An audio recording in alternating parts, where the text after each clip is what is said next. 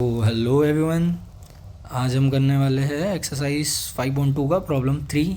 तो पिछले दो क्वेश्चंस में हम देख चुके हैं। इस एक्सरसाइज में यूज़ होने वाला है nth टर्म निकालने का फॉर्मूला हर जगह पे। ठीक है, तो ये मैंने बाजू में लिख दिया है nth टर्म कैसे निकालते हैं। ठीक है, और इस फॉर्मूले में सारे टर्म्स का मतलब क्या होता है। nth टर्म होता है हमारा फर्स्ट टर्म प्लस जो टर्म निकाल रहा है उसका -1 इंटू डी, और डी होता है हमारा कॉमन डिफरेंस। ठीक है, और और तो कुछ नहीं, यही सारी चीज़ें होती है। अब इसी को यूज़ करके प्रॉब्लम्स कैसे सॉल्व करने हैं वही सीख रहे थे हम इस एक्सरसाइज में। तो थर्ड क्वेश्चन पे आते हैं। क्या बोल रहा है, इन दी फॉलोइंग एपीज, मतलब ये जो भी टर्म्स दी हुई है, जो भी सीक्वेंस दिया हुआ है वो एपी में ऑलरेडी। ठीक है, find the missing terms in the boxes, तो जो बॉक्सेस में टर्म मिसिंग है वो निकालनी है हमें। ठीक है, तो पहले वाले के लिए देख लेते हैं। पहले वाले के लिए क्या दे रखा है, 2 बॉक्स 6। ठीक है, तो 2 जो फर्स्ट टर्म इसका दे रखा है दैट इज़ ए की वैल्यू गिवन है, कितनी है 2। ठीक है, तो और हमें निकालना कौन सा है, सेकंड टर्म निकालना है। सेकंड मतलब n इज इक्वल टू 2। ठीक है, यहाँ से गिनते हैं, ये 1 है, ये 2 है, ये 3 है। ठीक है, 1 मतलब फर्स्ट टर्म, ठीक है, 2 मतलब सेकंड टर्म। तो सेकंड बॉक्स खाली है तो सेकंड टर्म निकालना है। ठीक है, मतलब a2 निकालना है। और कॉमन डिफरेंस कैसे आ जाएगा, मतलब कॉमन डिफरेंस भी नहीं दे रखा है। ठीक है, a1 दिया है, a2 निकालना है, और a3 दे के रखा है। a3 कितना है 26। ठीक, तो a2 भी नहीं है और d भी नहीं है। तो हमें पता है an क्या होता है, an होता है हमारा a plus n minus 1d। ठीक है, तो a2 क्या हो जाएगा, a2 हो जाएगा a प्लस n होगा आपका 2 minus 1d, that is a2 is equal to a plus D. तो आपके पास d दिया हुआ नहीं है। ठीक है, तो d नहीं दिया है और ऐसे कॉन्जिक्यूटिव टर्म भी नहीं दिया है। मतलब देखिए a1 दिया है, a2 नहीं दिया है और a3 दिया है। तो आप a2 माइनस a1 करके भी d नहीं निकाल सकते यहाँ पे डायरेक्टली। ठीक है, क्योंकि a2 हमें पता नहीं है स्टार्टिंग में, a2 निकालना है। तो ऐसे क्वेश्चन को डील करने के लिए, मतलब यहाँ पे a2 निकालने के लिए आपको फर्स्ट टर्म दिया हुआ है, d निकालना पड़ेगा। ठीक है, तो ऐसे चीज़ को ऐसे टैकल करना है। सबसे पहले nth टर्म का फॉर्मूला लिख लेते हैं। nth टर्म है हमारा a plus n minus 1d। ठीक है, तो यहाँ से हमारा a2 क्या हो जाएगा, हमने पीछे ही निकाल लिया, दैट इज a2, और सॉरी a2 हो जाएगा हमारा a plus n minus 1, that is 2 minus 1 times d, मतलब a प्लस डी हो जाएगा।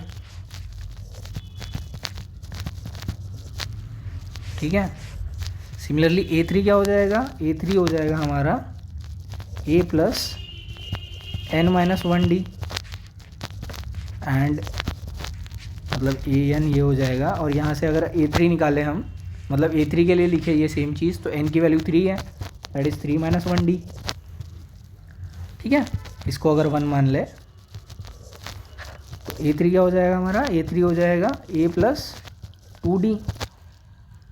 क्लियर है, और a3 क्या दे रखा है उन्होंने, a3 दे रखा है 26। a क्या दे रखा है उन्होंने, a दे रखा है 2 और प्लस 2d। ठीक है, 26 में से 2 माइनस कर दिए इज इक्वल टू 2d। ठीक है ना, a3 की वैल्यू दे रखी है उन्होंने, दिस इज a3, वही यूज़ किया मैंने। तो 26 में से 2 गए 24 इज इक्वल टू 2d, तो d is equal to 24/2 which is nothing but 12। ठीक है, तो यहाँ से d का वैल्यू क्या आ गया, d का वैल्यू आ गया 12। तो जब d का वैल्यू 12 आ गया तो from equation 1 we can write second term क्या आ जाएगा, सेकंड टर्म आ जाएगा a प्लस डी। a की वैल्यू है 2 और d की वैल्यू है 12, तो 12 प्लस 2 इज 14। तो सेकंड टर्म की वैल्यू क्या आ गई, 14। क्लियर है,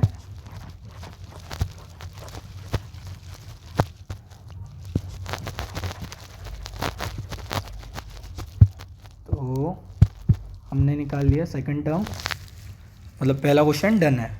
ठीक है, वी चेंज द कलर। तो सेकंड क्वेश्चन पे आ जाते हैं। सेकंड क्वेश्चन में क्या बोल रहे हैं वो, हमारे पास ए भी नहीं दिया है, मतलब अगर इसको जनरली लिखे that is A1, this is A2, this is A3, this is A4, ठीक है। तो A1 इज इक्वल टू ए होता है हमारा, सेकंड क्वेश्चन कर रहे हैं हम। A2 इज इक्वल टू 13 दे रखा है उन्होंने, A3 क्वेश्चन मार्क है, A1 भी क्वेश्चन मार्क है, एंड A4 क्या दे रखा है, A4 दे रखा है 3, ठीक है। अभी इस इंफॉर्मेशन के हेल्प से हमें क्या करना है, A निकालना है और A3 निकालना है। तो nth टर्म का फॉर्मूला अगर हम लिखे तो nth टर्म होता है हमारा A plus N minus 1D, ठीक है। अगर A2 के लिए लिखे तो क्या आ जाएगा, A2 के लिए आ जाएगा it is A plus N minus 1 मतलब 2 minus 1D, which is nothing but A plus 2 में से एक गया 1 तो 1D, तो A2 का वैल्यू आ गया। सिमिलरली अगर मैं ये सेम चीज़ A4 के लिए लिखूँ तो ये आ जाएगा A प्लस एन की वैल्यू आएगी 4 minus 1 times D, which is nothing but A plus 3D, ये हो गया आपका A4, ठीक है। अब A2 की वैल्यू हमें पता है, मतलब A plus D is equal to A2 है, सेम इक्वेशन। तो A plus D is equal to क्या है, A2 है, और A2 की वैल्यू हमारी 13, इसको बोल देते हैं equation 1। Similarly A plus 3D की वैल्यू कितनी है हमारी, A4 है, और A4 की वैल्यू है 3, इसको बोल देते हैं इक्वेशन 2। तो अगर हम इक्वेशन 1 में से इक्वेशन 2 माइनस कर दें, ठीक है ना, साइमल्टेनियस इक्वेशन अगर माइनस कर दे तो क्या हो जाएगा, इक्वेशन 1 है हमारा A प्लस डी, दोनों साइड अलग अलग होएगी, minus A plus D minus A plus 3D, पहले दोनों की लेफ्ट हैंड साइड माइनस कर दी 1 माइनस 2 का, देन बाद में राइट हैंड साइड माइनस कर दी दैट इज़ 13 माइनस 3, ठीक है। तो ये हो गया आपका A plus D, minus into plus A is minus A, and minus into plus 3D is minus 3D, 13 में से 3 गए 10, क्लियर है। Minus A plus A cancel हो गया, और D माइनस 3D बचा हमारा, इज इक्वल टू 10, तो minus 3D plus D is equal to 10 बचा, ठीक है। माइनस 3D में से प्लस D जाएंगे तो कितना बचेगा, माइनस 2D बचेगा, विच इज़ इक्वल टू 10, तो D का वैल्यू क्या हो जाएगा, 10 बाय माइनस 2, ठीक है। 10 bye minus 2 is nothing but minus 5, clear है। तो D का वैल्यू क्या आ गया, D का वैल्यू आ गया -5। तो जब D का वैल्यू -5 आ गया तो इसको मैं रब कर देता हूँ ताकि थोड़ा जगह बन जाए। तो D का वैल्यू आ गया -5, D का वैल्यू -5 आ गया तो इक्वेशन 1 को हम ऐसे लिख सकते हैं, that is A plus D is equal to 13, and A plus D का value is -5 is equal to 13, and plus minus is minus, तो A -5 इज इक्वल टू 13, -5 को दूसरे साइड ले जाएंगे तो प्लस हो जाएगा, तो that is A is equal to 13 + 5, तो A का वैल्यू क्या आ गया 18, ठीक है, दैट इज़ 18, 13 + 5 इज़ 18, तो पहला टर्म हमारा आ गया 18, ठीक है। अब बचा थर्ड टर्म निकालना है। थर्ड टर्म कैसे निकालते हैं, nth टर्म के हिसाब से, third term is A3 is equal to A plus N की वैल्यू आएगी 3 - 1 टाइम्स D, ठीक है ना। यही वाला फॉर्मूला मैं थर्ड टर्म के लिए लिख रहा हूँ, जनरल वाला, ठीक है, क्योंकि यहाँ तीसरा बॉक्स खाली है और तीसरा टर्म निकालना है हमें। तो यहाँ से A का वैल्यू आ जाएगा हमारा, A का वैल्यू है 18 अभी निकाला हमने, 3 - 1 इज़ 2, D का वैल्यू है -5, तो ये हो गया 18 प्लस 5 × 2 इज़ 10, और -5 × 2 is -10, 18 plus minus is minus, तो 18 में से 10 गए तो 8, तो A3 का वैल्यू क्या आ गया 8, क्लियर है। तो यहाँ से आपकी आ गई क्वेश्चन सेकंड का भी पूरा सोल्यूशन। तो उसका फर्स्ट टर्म है 18 एंड थर्ड टर्म है उसका 8। आई होप आपको समझ में आया होगा, ठीक है। तो धीरे धीरे थोड़ा थोड़ा हार्ड होते जा रहा है लेवल। पहले सिर्फ टर्म निकालने होते थे, अभी दो चीज़ें निकालनी पड़ रही है, ठीक है, एक एक इक्वेशन के हेल्प से। तो आपका AP वाला भी पार्ट सॉल्व हो रहा है और लीनियर इक्वेशन में आपने जो पढ़ा था वो वाली भी चीज़ें क्लियर हो रही है, ठीक है। तो तीसरे क्वेश्चन पे आ जाते हैं। तीसरे क्वेश्चन में फर्स्ट टर्म दे रखा है 5, सेकंड टर्म नहीं दिया है, थर्ड टर्म भी नहीं दिया है, फोर्थ टर्म दिया है 9 1/2। ठीक है, जब 9 1/2 दिया होता है तो इसका मतलब क्या होता है, इसका मतलब होता है 9 + 1/2। ठीक है, अगर ऐसे टाइप से दिया है कुछ तो इसका मतलब होता है 9 + 1/2 मतलब। तो इसको सॉल्व कैसे करते हैं, क्या आ जाएगा ये, 9 2 = 18 + 1 1 = 1 /2 विच इज़ 18 + 1 19/2। क्लियर है। तो इस टाइप की कोई चीज़ दी होगी तो उसको ऐसे सॉल्व करते हैं। ठीक है, सारे टर्म्स आ गए हमारे। अभी कॉमन डिफरेंस हम यहाँ पे भी डायरेक्टली निकाल नहीं सकते, तो यहाँ से वापस nth टर्म का फॉर्मूला लिख लेंगे, that is an = a + n - 1d। ठीक है, तो हमें क्या क्या निकालना है, मतलब क्या क्या दे रखा है उन्होंने, पहले a1 दे रखा है एंड a4 दे रखा है, मतलब a और a4 दिया है। तो पहले a4 के लिए लिख लेते हैं, तो a4 हो जाएगा हमारा a + n - 1 is nothing but n की वैल्यू यहाँ 4 4 - 1 d। तो a4 है हमारा 19/2। a क्या है हमारा, a है हमारा 5। ठीक है, दे रखा है उन्होंने, 4 में से 1 गए 3 तो 3d। 5 को इधर ले जाएंगे तो माइनस हो जाएगा, तो इट इज़ 19/2 - 5 = 3d। ठीक है, तो 19 क्रॉस मल्टीप्लाई कर लेंगे तो 19 × 19 -5 × 10 /2 = 3d। तो इट इज़ 19 में से 10 गया 9/2 = 3d। तो d = 9/2 × 1/3। ठीक है ना, ये 3 नीचे आ जाएगा यहाँ पे तो 1/3 हो जाएगा। तो 3 1 = 3 हो गया आपका, 3 3 = 9 हो गया, तो d आ गया आपका 3/2। क्लियर है। तो यहाँ से आपका कॉमन डिफरेंस की वैल्यू क्या आ गई, कॉमन डिफरेंस की वैल्यू आ गई 3/2। कॉमन डिफरेंस आ गया तो प्रॉब्लम ही सॉर्टेड है। फर्स्ट टर्म है, कॉमन डिफरेंस है, तो दुनिया भर का कुछ भी दे रखा होगा तो हम निकाल सकते हैं अभी। तो हमें क्या निकालना है, अब सिर्फ a2 निकालना है, a3 निकालना है। इस फॉर्मूले के हिसाब से a2 क्या आ गया, a2 आ गया हमारा a + n - 1 is 2 - 1 times d। तो a है हमारा, a कितना है, a है 5, 2 में से 1 गए 1, इंटू डी की वैल्यू कितनी है, डी की वैल्यू है 3/2। तो ये हो गया 5 + 3/2।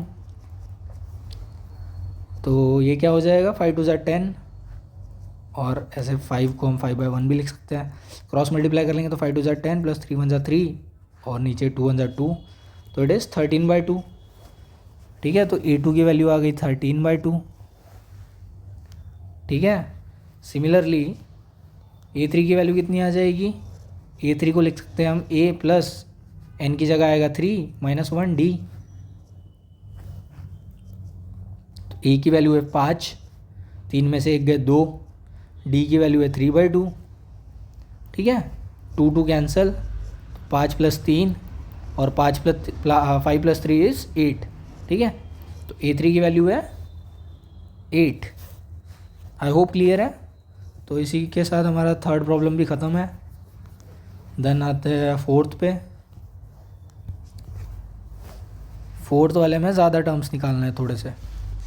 ठीक है, तो इसमें फर्स्ट टर्म दे रखा है -4, सेकंड टर्म नहीं दिया है। ठीक है, थर्ड टर्म नहीं दिया है, a3 नहीं दिया है, फोर्थ टर्म भी नहीं दिया है, a4 भी नहीं दिया है, फिफ्थ टर्म भी नहीं दिया है, a5 भी नहीं दिया है, सिक्स टर्म भी नहीं दिया है, सिक्स टर्म दिया है 6 के बराबर।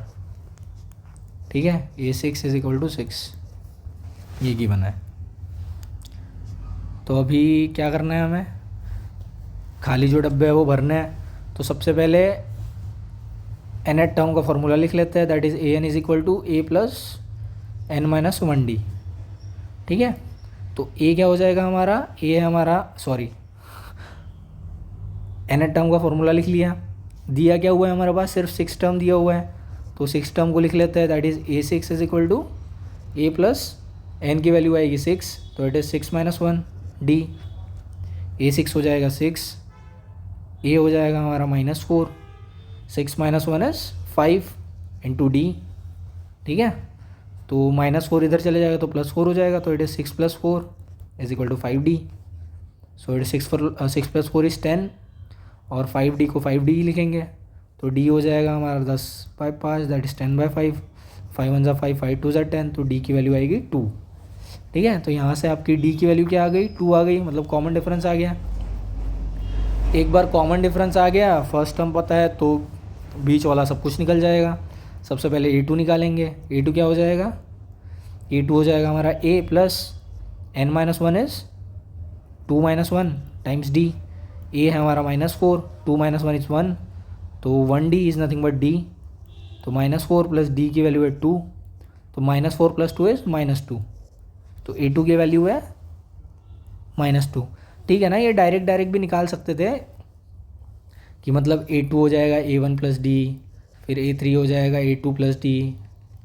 लेकिन मैं बार बार ये वाले फॉर्मूले पे एम्फेसाइज़ क्यों कर रहा हूँ? लेकिन अगर मतलब आप सोचिए, यहाँ पे तो 5-6 ही है, अगर आपको A45 निकालना होता है, ठीक है, तो आप तो पूरे लाइन से निकालते नहीं बैठते ना। दैट इज़ पहले A4 निकाला, A5 निकाला, ऐसे करते करते A44 निकाला, बाद में A45 निकालने के लिए A44 प्लस D यूज़ कर रहा है। ठीक है, ये सब नहीं करना है, इसलिए इस प्रोसेस को जो शॉर्ट करने के लिए ये वाला फार्मूला निकाला है। ठीक है, या तो जनरल टर्म में लिखा है, तो इसी फार्मूले को मतलब आपके दिमाग में प्रिंट हो जाए ये चीज़ कि ये फार्मूला है क्या, यूज़ कैसे करना है। दैट्स वाई उसका यूज़ करके ही मैं निकाल रहा हूँ, अदरवाइज़ ये तो सॉल्व है, अभी कुछ करना नहीं है। A3 इज इक्वल टू क्या हो जाएगा? A प्लस n की वैल्यू है 3-1D। ठीक है, A की वैल्यू है -4, 3 में से 1 गए 2, एंड D की वैल्यू है 2, सो इट इज़ -4 प्लस 4, तो इट इज़ 0। ठीक है, A3 आ गया। देन A4 क्या हो जाएगा? A4 हो जाएगा A की वैल्यू -4 है, n की वैल्यू 4-1, D की वैल्यू 2, तो इट इज़ -4 प्लस 4 में से 4 में से 1 गए 3 इंटू 2, -4 प्लस 3 2 6, तो 6 - 4 कितना हो गया? 6 - 4 इज़ 2। ठीक है, तो ये आ जाएगा 2। सिमिलरली A5 के लिए क्या करेंगे? A5 के लिए हो जाएगा हमारा A प्लस n-1D। A कितना है? A है -4, n है हमारा n है हमारा 5, तो फॉर्मूले के हिसाब से 5-1, D है 2, तो इट इज़ -4 प्लस 5 में से 1 गए 4, 4 इंटू 2, तो इट इज़ -4 प्लस 4 2 8, तो 8 में से 4 गए 4। ठीक है, तो फिफ्थ टर्म हो जाएगा हमारा 4। क्लियर है? तो इसी तरीके से हमारा फोर्थ क्वेश्चन भी हो गया सॉल्व, फोर्थ सब क्वेश्चन तीसरे का। सिमिलरली पाँचवें पे आ जाते हैं। पाँचवें में क्या करना है? पहला टर्म नहीं दिया हुआ है, मतलब A नहीं दिया हुआ है। सेकंड टर्म दिया हुआ है, दैट इज़ A2 दिया हुआ है 38। A3 नहीं दिया हुआ है। ठीक है, A4 नहीं है, A5 नहीं है, A4 नहीं दिया हुआ है, A5 नहीं दिया हुआ है, A6 दे रखा है, A6 दिया है -22 के बराबर। ठीक है, कैसे करेंगे इसको? सबसे पहले nth टर्म का फॉर्मूला लिखेंगे। an हो जाएगा A प्लस n-1D। ठीक है, तो कौन सा दिया हुआ है? A2 दिया हुआ है, तो A2 के लिए लिख लेते हैं।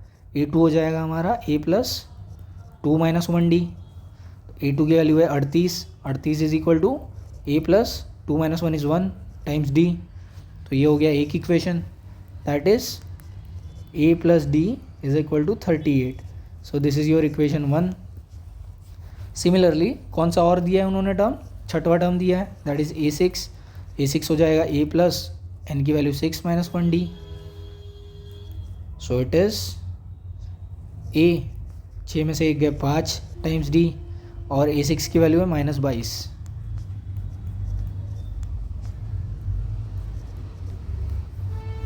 ठीक है, तो इसको भी वापस यहाँ पे लिख देंगे, तो ये हो जाएगा A plus 5D is equal to -22। ये हो गया दूसरा।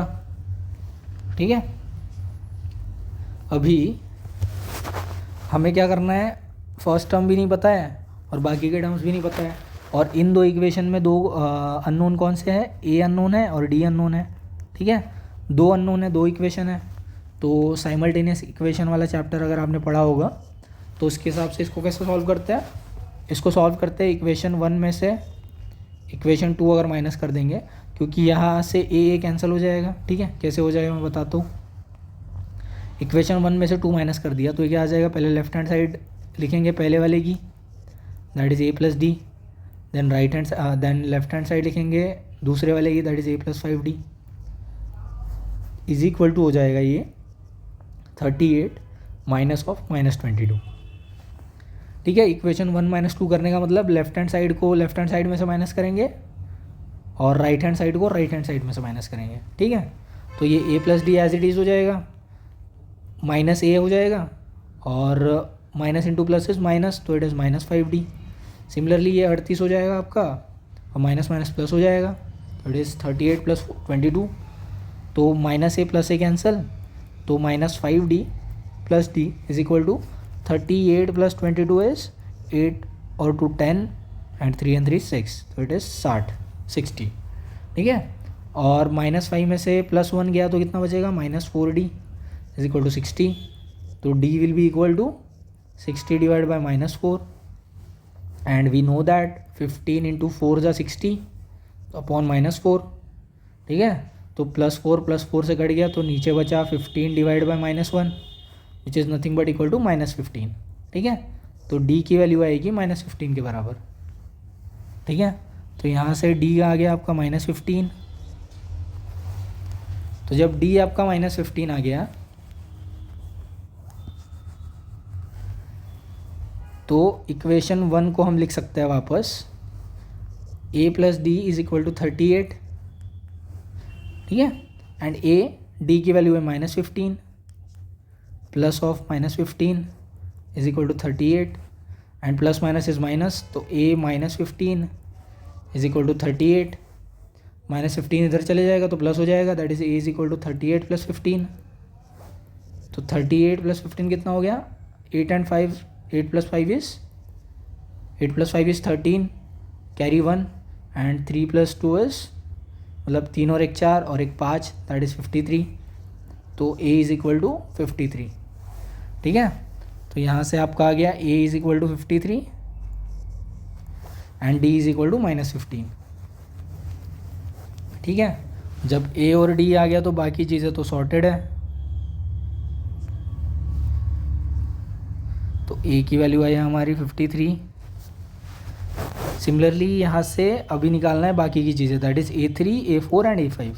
तो a3 कितना आ जाएगा इस फॉर्मूले के हिसाब से, a3 आ जाएगा a3 is equal to a plus n की value 3 minus 1 into D and a की वैल्यू है 53, 3 माइनस 1 इज़ 2 एंड d की वैल्यू है minus 15, so it is 53 plus 2 into minus 15 is minus 30। तो 53 minus 30 is 53 minus 30, 3 minus 0 is 3, 5 minus 3 is 2, तो it is 23। तो a3 की value आ जाएगी 23, clear है। सिमिलरली आ जाते हैं a4 पे, a4 will be equal to a plus 4 minus 1 times d is minus 15, तो it is 53 plus 3 into minus 15 plus 3 into minus 15 is 53 minus 15 3 जा 45, ठीक है ना। माइनस साइन इसके वजह से आएगा, मतलब plus 3 into minus 15 is minus 45। तो 53 माइनस 45 इज, सो 13 में से 5 गया, सो इट इज़ 8 एंड 4 में से 4 गए 0, सो इट इज़ 8। तो a4 की वैल्यू है 8, ठीक है। सिमिलरली हमारा a5 कितना आ जाएगा इस फॉर्मूले के हिसाब से, a5 आ जाएगा a plus that is 53 plus n आ जाएगा 5 माइनस 1, ठीक है। मतलब यहाँ पे n की जगह आएगा 5 एंड d की जगह आएगा माइनस 15, तो इट इज़ 53 माइनस ये आएगा 4 into 53 plus 4 into minus 15 and 53 plus 4 into minus 15 is minus 60, 15 4 is 60, लेकिन plus 4 into minus 15 is plus into minus is plus into minus is minus, ठीक है। तो वही लॉजिक है। तो 60 में से 53 जाएंगे तो कितना बचेगा, इसको सॉल्व करने का तरीका बता देता हूँ मैं। माइनस कॉमन ले लेंगे तो क्या आ जाएगा, ये 60 माइनस 53, ठीक है। अगर मल्टीप्लाई करके देखेंगे तो minus into plus 60 is minus 60 and minus into minus 53 is plus 53, ठीक है। तो 60 minus 53 will be equal to, minus में क्या हो जाएगा, तो 10 में से 3 गया तो 7, ठीक है। यहाँ बचा 5, तो 5 में से 5 गया 0, तो ये आ जाएगा -7 विच इज़ नथिंग बट -7 ठीक है, तो A5 की वैल्यू है -7।